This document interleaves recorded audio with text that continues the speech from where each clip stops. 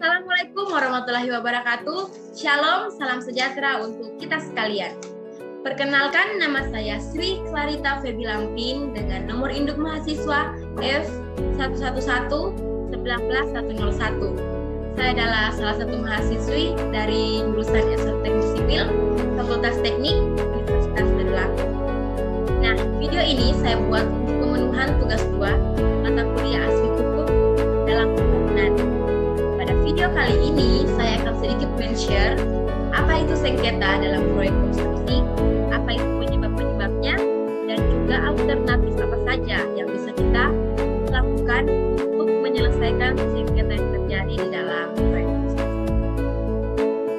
Sengketa tidak bisa lepas dari yang namanya proyek konstruksi, sekalipun itu proyek yang besar ataupun yang kecil. Ketidakpuasan akibat interpretasi yang berbeda antara kedua belah pihak bisa dari pemberi jasa dan juga dari penyedia jasa, bisa dari pemberi dan juga penerima tugas. Interpretasi yang berbeda bisa menimbulkan suatu sengketa dalam proyek konstruksi. Oleh sebab itu, kita perlu mengetahui apa penyebab dari sengketa yang ada yang terjadi dalam proyek konstruksi agar kita bisa sekalipun tidak menghilangkan, namun kita bisa meminimalisir terjadinya sengketa dalam proyek konstruksi. Karena sengketa ini bisa mempengaruhi dari penyelesaian proyek konstruksi itu sendiri. Tentu saja, baik itu pemberi tugas ataupun penerima tugas tidak mau dirugikan dalam proyek konstruksi. Nah, apa saja penyebab dari sengketa tersebut? Yang pertama, adanya faktor ketidakpastian setiap proyek.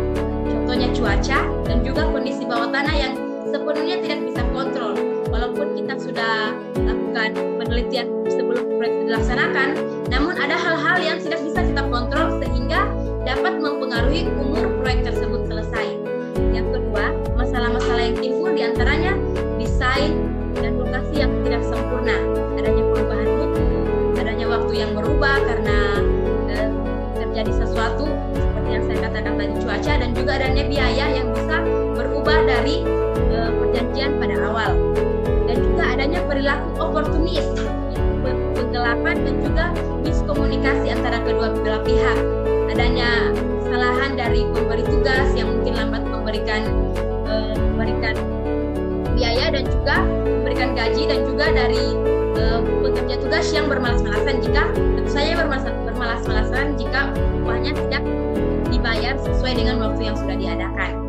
Dan untuk alternatif penyelesaian dari sengketa sendiri berdasarkan Undang-Undang Jasa Konstruksi Nomor 18 Tahun 1999 Pasal 36 dan 37, suatu sengketa bisa diselesaikan dengan melalui pengadilan ataupun di luar pengadilan.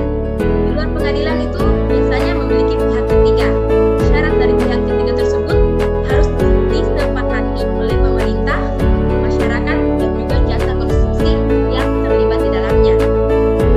Yang kedua, yaitu oleh Peraturan Pemerintah Nomor 29 Tahun 2000 Pasal 49 sampai 54 dikatakan untuk penyelesaian sengketa di luar pengadilan memiliki 3 tahap, yaitu mediasi, konsiliasi, dan arbitrase. Adapun mediasi dan konsiliasi dibantu oleh mediator dan juga konsiliator yang ditunjuk oleh pihak atau lembaga dari arbitrase. Nah, ada 4 tingkatan atau alternatif yang mudah tidak mudah namun bisa dilakukan. 4 tingkatan ini bisa dilakukan dalam penyelesaian sengketa yang ada dalam proyek konstruksi. Apa saja itu? Yang pertama, adanya negosiasi. Ini sering kita dengarkan. Adapun negosiasi itu lebih sering digunakan untuk tahapan awal dalam penyelesaian sengketa. Negosiasi ini seperti musyawarah mufakat yang terjadi di Indonesia, musyawarah, yaitu di dalamnya ada unsur pemberi dan menerima, ada pendengar, yang diantaranya ada insinyur ataupun arsitek tersendiri. Dan yang kedua, mediasi. Mediasi ini yaitu penyelesaian awal dari perselisihan. Pihak ketiga dapat diterima dengan cepat dan juga murah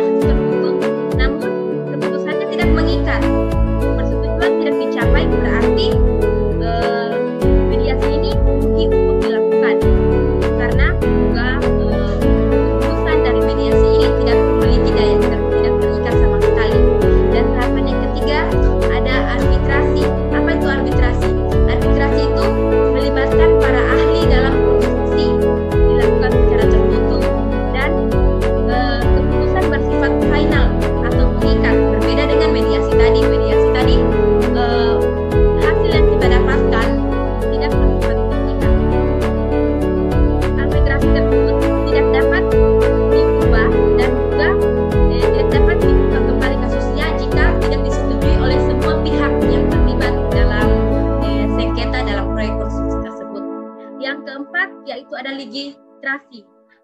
Likuiditas ini yaitu tahapan terakhir atau jalan terakhir yang kita lakukan jika ketiga tingkatan tadi tidak dapat menyelesaikan suatu sengketa, negosiasi, mediasi, arbitrasi. Jika tidak dapat memiliki jalan keluar atau solusi, kita akan melakukan likuiditas, yaitu melibatkan pengadilan. Tentu jika sampai melibatkan pengadilan akan keluar biaya yang mahal dan juga akan melibatkan orang-orang yang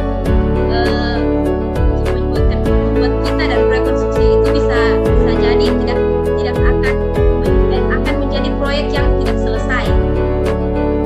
Hal ini apabila jalan ketiga ini tidak ada hasil, tidak ada yang menang dan juga tidak ada yang kalah,